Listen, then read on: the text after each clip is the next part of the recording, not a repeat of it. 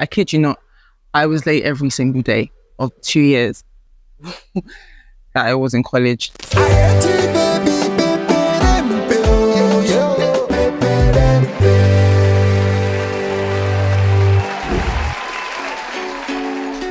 I'm really doing last minute, but I have to take out my hair. It's so messy. Yeah, it's just so messy. I'm taking out my hair, but I'm trying not to tangle it at the same time, and it's what do they say? If you plan to fail, you fail to plan. I've literally been laying in bed, tired from my day, so I've literally been tired. And imagine, I had time to do this earlier, but I was just laying in bed because I was tired, not sleeping, not having the nap I said to myself I would have. There is God. So funny, because I was watching a TikTok. There's this girl that did a TikTok of like things that influencers need to stop doing. And one of them, the first one was like crying on camera. I've never done that, and by the grace of God, I will never do that, because I cannot see myself coming online to cry.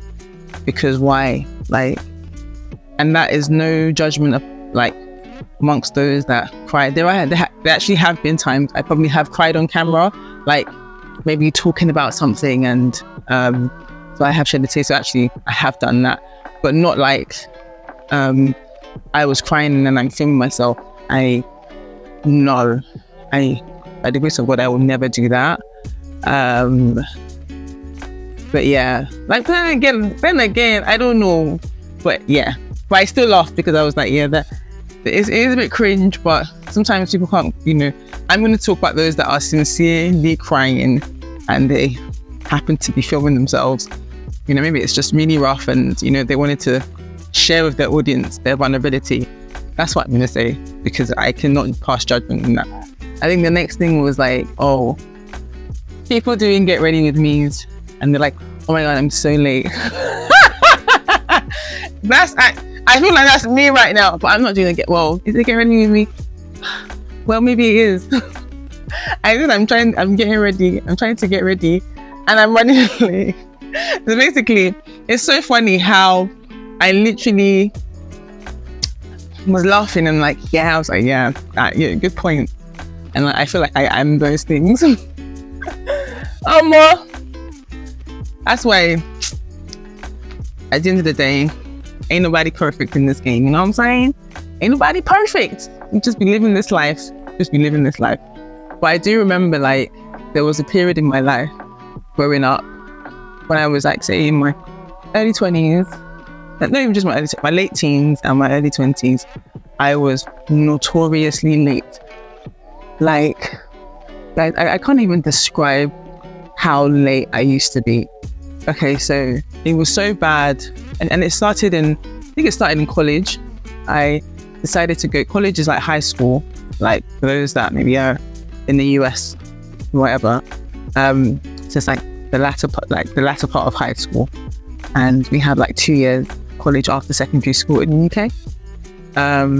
And I decided to go to a college further, quite far from where I lived at the time, and it was a ridiculous idea. I wish somebody would have stopped me, but I didn't want to go to a college that I felt like a lot of people were going to, and I got into one that was not too far from my house, but I just wanted to go to this one because I wanted to be different. I didn't want to be, I didn't want to be the same. I wanted to just start afresh. And this college was about half an hour, 40 minutes, one bus straight from my house. And I kid you not, I was late every single day of 2 years that I went to, that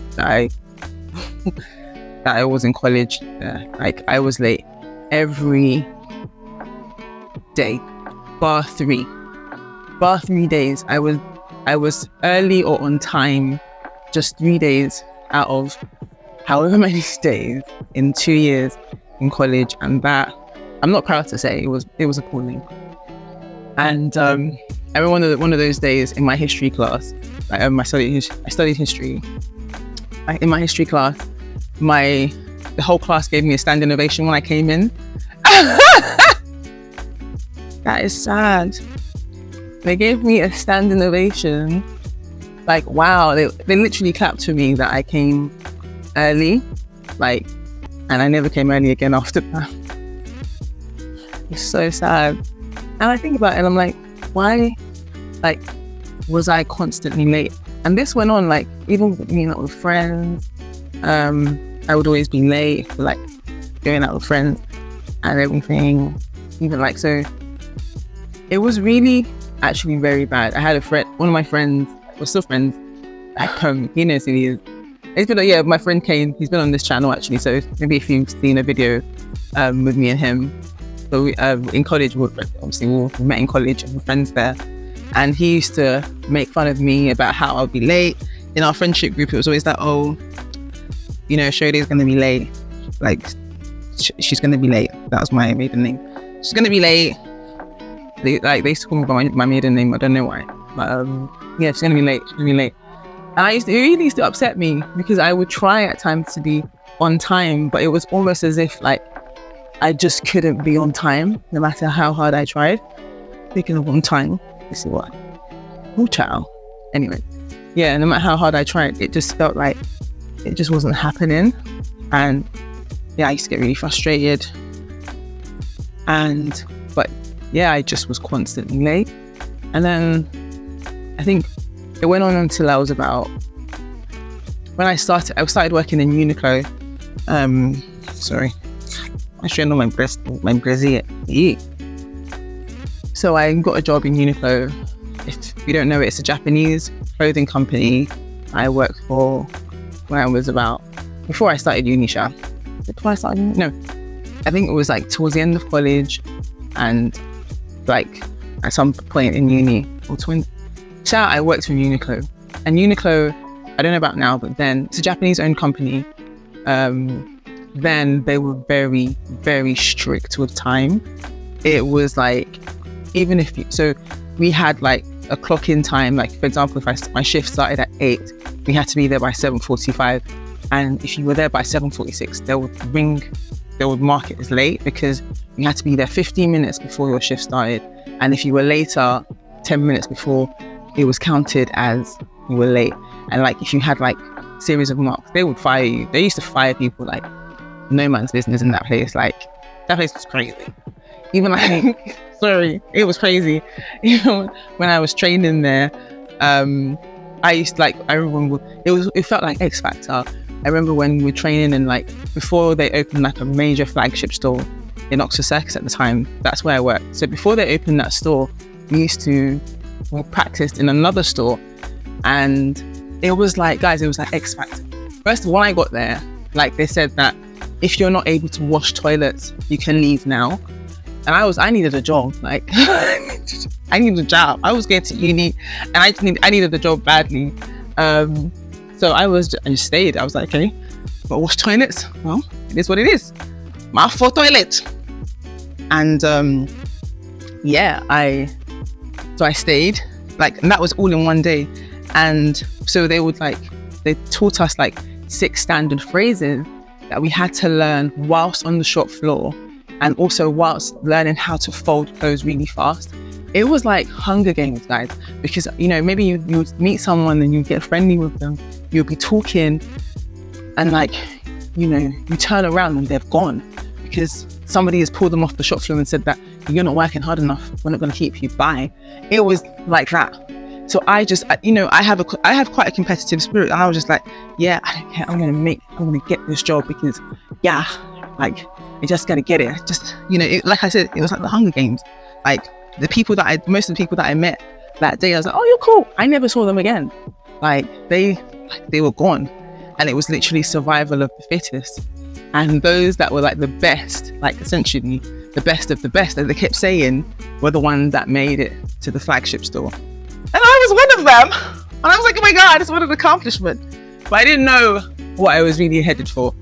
Man, like, I would crap myself. Like, I said crap myself, almost poo myself, like, because I would be scared to be late to work. And I feel like that job, because I had other jobs that I would be late to as well before that, but that job, I started to understand the concept of being on time. Like I wasn't perfect, but I started to understand, like, you know, I needed to just get my ish together, and I didn't want to be fired, so I made sure that I was on time. Like I would like kick, although when it towards the end of like my time there, I was like, because it was stressing me out, I lasted like about a year, maybe 8 months. I was there for longer than a lot of people, because it was a rough place to work for me. Like for a lot of us then, hopefully now it's better, but it was rough. It was like I felt like they were just really harsh, and some of the practices, it was given like military, and I was 17, 18. I didn't need that stress in my life. So yeah, I managed to stay, and like I think when I knew that, I was like, I need to leave, because I started to slack again, and I think I was like on my 3rd strike of like lateness. And but mind you, again, it was like I'd come in 10 minutes before my shift starts, 5 minutes before my shift starts. I would never be there like actually late on on time or later than my shift. It was always that 15 minutes that I was breaking. And mind you, they didn't pay us for those extra 15 minutes or whatever. And when I knew that, I was like, they're gonna fire me, or I gotta get out. So I just found a job. I found another job, got another job, and yeah. And when they were like, yeah, we need to talk to you, I was like, I'm not coming back in. I'm not coming back in. And I never went back there. But yeah, it did teach me that I just needed to be better with time. Like slowly but surely, as I've gotten older, I have gotten better. I'm not perfect, but I have gotten better. I think when I look back as well, I think I had a bit of anxiety, because I would like, especially when I wanted to go out with my friends at home, like I would have to tell my mum like 2 weeks, like a month in advance, to let her know that I wanted to go out.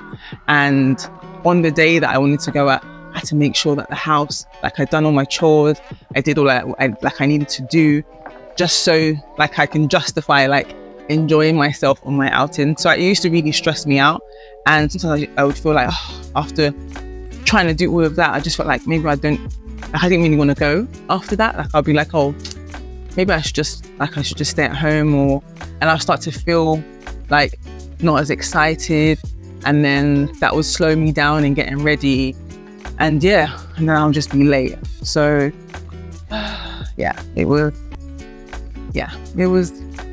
So I think looking back, like I think in reflection, I can see that